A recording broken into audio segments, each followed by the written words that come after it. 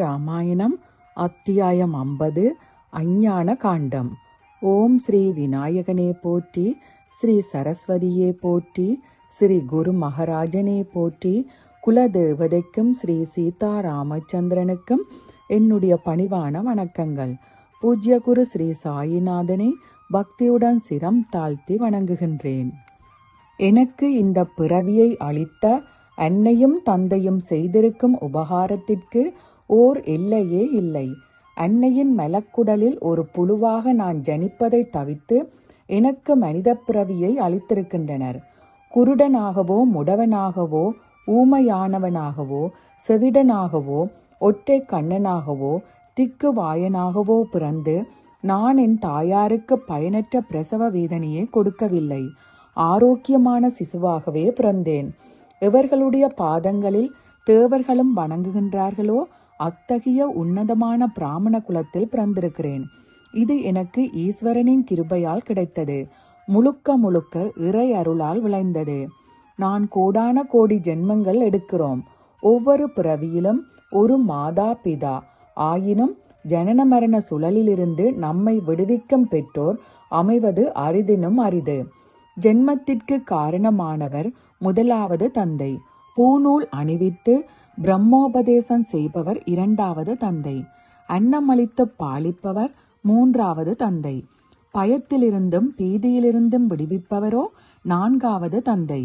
உலக வாழ்வில் இவர்கள் நால்வருமே முக்கியமானவர்கள். ஆயினும் கிருபாலுவான சத்குருவுக்கு இணையான தந்தை வேறெவரும் இல்லை. சத்குருவின் அற்புதமான லீலைகளை பாருங்கள். அன்னையின் கர்ப்பத்தில் வீரியத்தை பொழிந்து ஜோனித்துவாரம் வழியாக குழந்தையை பிறக்க செய்பவர் உலகியல் ரீதியில் மாத்திரமே பிதா. ஆனால் சத்குருவோ உலக நடையிலிருந்து வேறுபட்ட பிதா.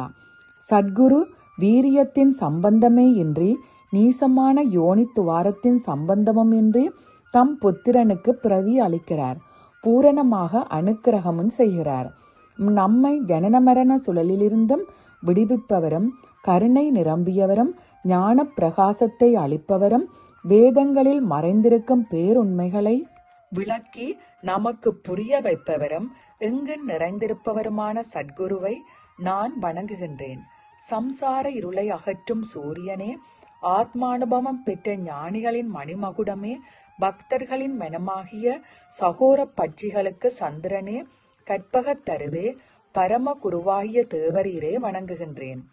குருராயரின் மகிமை எல்லையற்றது. அதை வர்ணிக்க புகும் முயற்சியில் பேச்சு கர்ப்பம் இழக்கிறது. ஆகவே குருவின் பாதங்களில் தலையை சாய்த்து ஊமையன் போல் மௌனமாக இருப்பதே நன்று. பூர்வ ஜென்மத்தில் குறைபடாத பூரணமான தவம் செய்யாதவனுக்கு உலகியல் வாழ்வின் 3 தாபங்களையும் அளிக்கக்கூடிய ஞானியின் தரிசனம் கிடைக்காது. ஆன்மீக முன்னேற்றம் அடையவோ மோட்சம் சிந்திக்கவோ தம்முடைய பொதுவான நலம் கருதியோ ஒரு ஞானிக்கு அணுக்கு தொண்டர் ஆகிவிட்டவர் வேறெதையும் நாடமாட்டார். ஞானியரின் கூட்டுறவு பெரும் பாக்கியமாகும். அதன் மகிமையை யாரால் வர்ணிக்க முடியும்? நல்ல பக்தர்களுக்கு விவேகத்தையும் பற்றின்மையையும் பரமசாந்தியையும் அது கொண்டு வருகிறது. சாயி பிரபஞ்ச பேருணர்வின் உருவே ஆவார். தோன்றா நிலையிலிருந்து தோன்றிய நிலைக்கு மாறியவர்.